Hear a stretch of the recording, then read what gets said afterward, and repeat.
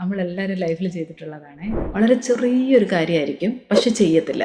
അത് പോസ്റ്റ്പോൺ ചെയ്യും. ചെയ്ത് അത് ഒരുപാടാവും. അയ്യോ അത് ഒരുപാടായല്ലോ എന്നോർത്ത് അതും ചെയ്യത്തില്ല. ഇങ്ങനെ നിങ്ങളുടെ ലൈഫിൽ സംഭവിച്ചിട്ടുണ്ടോ? ഇത് എന്തുകൊണ്ടാണ് സംഭവിക്കുന്നത്?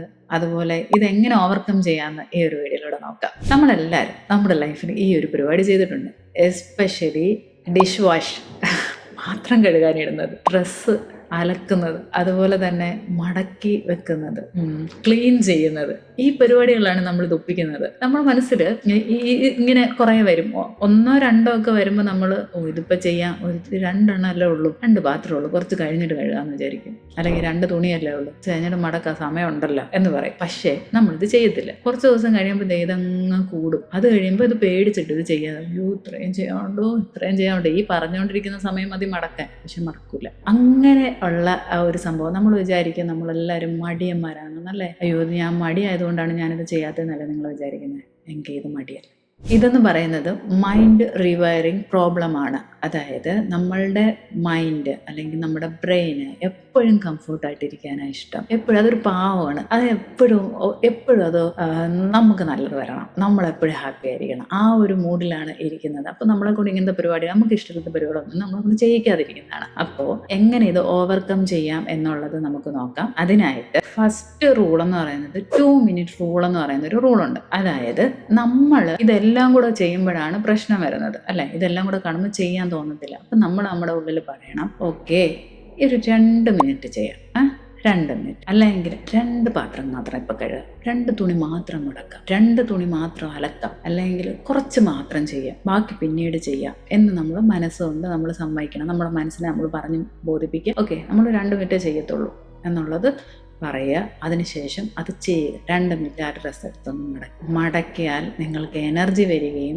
നിങ്ങളത് ബാക്കി കണ്ടിന്യൂസ് കംപ്ലീറ്റ് ചെയ്യുകയും ചെയ്യും. ഇത് നിങ്ങളുടെ ലൈഫിൽ എപ്പോഴെങ്കിലും സംഭവിച്ചിട്ടുണ്ടാവും. അതായത് നമ്മൾ ജസ്റ്റ് ഇപ്പം തീരും, ഇപ്പം ഞാൻ ചെയ്യൂല എന്ന് വിചാരിച്ച സാധനം ജസ്റ്റ് ഒന്ന് ചെയ്ത് തുടങ്ങുമ്പം പിന്നെ നമുക്ക് ഭയങ്കര ആവേശമാവും. ക്ലീനിങ് ഒക്കെ അങ്ങനെയാണ്. പിന്നെ പെട്ടെന്ന് ആവേശമായി ഫുള്ള് കംപ്ലീറ്റ് ആക്കിയാലേ നമ്മൾ സമാധാനത്തോടെ ഇരിക്കത്തുള്ളൂ. അതേപോലെ നമ്മുടെ ബ്രെയിന് നമ്മളെ അങ്ങോട്ട് മനസ്സിലാക്കിക്കും, ഓക്കെ 2 മിനിറ്റ് കഴിഞ്ഞ് വേണമെങ്കിൽ നമുക്ക് റെസ്റ്റ് എടുക്കാം, അത് കഴിഞ്ഞിട്ട് വീണ്ടും അടുത്ത 2 മിനിറ്റ്, അങ്ങനെ ചെയ്താൽ മതി. ഇല്ല എങ്കിൽ നിങ്ങൾ ഈ 2 മിനിറ്റ് ചെയ്യുമ്പോൾ തന്നെയൊക്കെ വേറെ ആൾക്കാർ അത് കംപ്ലീറ്റ് ചെയ്തിട്ടുണ്ടാവും. ബാക്കി ചെയ്തിട്ടേ നമ്മൾ ഇരിക്കത്തുള്ളൂ. ഇതാണ് first. Second one is later എന്ന വേർഡ് അങ്ങ് ബാൻ ചെയ്യണം. ഇത് പിന്നെ ചെയ്യാം. ഈ ലേറ്റർ എന്ന് കേൾക്കുമ്പോഴേ നമ്മുടെ ബ്രെയിൻ അണ്ടർസ്റ്റുഡ് ആണ്, നെവർ നടക്കൂല. പിന്നെ എന്ന് പറഞ്ഞാൽ കുറേ ആയി നമ്മൾ കേട്ട്, അത് പറഞ്ഞ് കേട്ട് മടുത്തിരിക്കുകയാണ്. അപ്പോൾ നെവർ ആണെന്നുള്ളത് അതിന് മനസ്സിലാകും. അതുകൊണ്ട് ലേറ്റർ എന്നുള്ള ആ വേർഡ് നമ്മുടെ ലൈഫിൽ നിന്ന് നമ്മൾ പതിയെ അങ്ങോട്ട് ബാൻ ചെയ്യുക. ഓക്കെ, അതിന് പകരം നമ്മൾ 5 മിനിറ്റ് നമ്മൾ ഫസ്റ്റ് സ്റ്റെപ്പ് എടുക്കുന്ന രീതിയിൽ ചെയ്യാം. 5 മിനിറ്റ് ഒരു ടൈമർ ഓൺ ആക്കുക,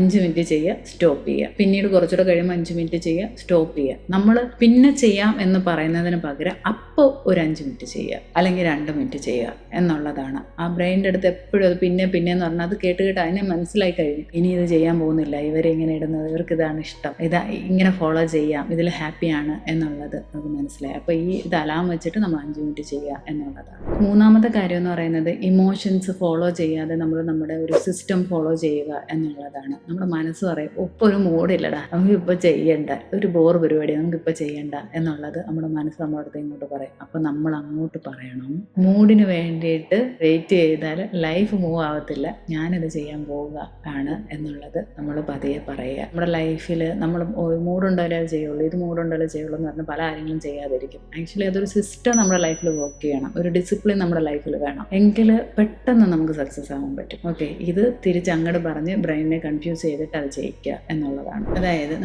നമ്മളുടെ ലൈഫിൽ നമ്മൾ കുറേ റുട്ടീൻസ് ശരിക്കും നമ്മുടെ പേരൻസ് നമ്മളെ പഠിപ്പിച്ചിട്ടുണ്ട്. രാവിലെ എഴുന്നേൽക്കുന്നതായാലും, ബെഡ് മേക്ക് ചെയ്യുന്നതായാലും, ഫുഡ് കഴിച്ചിട്ട് പാത്രം കഴുകുന്നതായാലും, നമ്മൾ ഇരിക്കുന്ന സ്പേസ് വൃത്തിയായിട്ട് സൂക്ഷിക്കുകയാണെങ്കിലും ഇതെല്ലാം ഇവർ നമ്മളെ പഠിപ്പിച്ചിട്ടുണ്ട്. നമ്മൾ തിരക്ക് കാരണം പിന്നെ ചെയ്യാതെ പോകുന്നതാണ്. അത് അങ്ങനെ തന്നെ പതിയെ ശീലിച്ച് ആ പഴയ ശീലങ്ങളൊക്കെ നമ്മുടെ ലൈഫിൽ കൊണ്ടുവരിക എന്നുള്ളതാണ്. ഒരു ലൈഫിന് ഒരു അടുക്കും ചിട്ടയൊക്കെ വരും. അപ്പോൾ തന്നെ സിസ്റ്റമാറ്റിക് ആവും. സിസ്റ്റമാറ്റിക് ആയാൽ എല്ലാം ചെയ്യാൻ നിങ്ങൾക്ക് സമയം കാണും. ശരിക്കും പറഞ്ഞ സമയമുണ്ട്, നമ്മൾ ആ സമയം കണ്ടെത്തുന്നില്ല എന്നുള്ളതാണ്. വേറെ എന്തൊക്കെയോ കാര്യങ്ങളിൽ എൻഗേജ്ഡ് ആയിട്ട് അത് ചെയ്യാതിരിക്കുകയാണ് ചെയ്യുന്നത്. പിന്നെ നമുക്ക് വേണമെങ്കിൽ ഒരു അഫർമേഷൻ കൊടുക്കാം. അഫർമേഷൻ എന്താണെന്ന് ചോദിച്ചാൽ, ഈ ചെറിയ കാര്യങ്ങൾ തന്നെ എൻ്റെ ലൈഫിനെ വലുതാക്കുന്നു എന്നുള്ളത് നമുക്ക് അഫർമേഷൻ കൊടുക്കാം. ഈ അഫർമേഷൻ കൊടുക്കുമ്പോൾ ബ്രെയിന് മനസ്സിലായി ചെറിയ കാര്യങ്ങൾ ചെയ്യേണ്ടാത്തതല്ല, അത് ചെയ്യേണ്ടതാണ് എന്നുള്ളത്. ശരിക്കും പറഞ്ഞാൽ ഇതിൻ്റെ മെയിൻ പ്രോബ്ലം ഈ ഒരു ഇങ്ങനത്തെ കാര്യങ്ങൾ കാരണം നമ്മൾ വിഷമിക്കുന്നുണ്ടെങ്കിൽ ഇതിൻ്റെ മെയിൻ റീസൺ എന്ന് പറയുന്നത് ഈ കാര്യങ്ങൾ, ഈ ചെറിയ കാര്യങ്ങൾ നിങ്ങൾ അവോയ്ഡ് ചെയ്യുന്നതിലല്ല ആക്ച്വലി പ്രോബ്ലം ഇരിക്കുന്നത്. നിങ്ങളുടെ പ്രോബ്ലം ഇരിക്കുന്നതെന്ന് പറയുന്നത്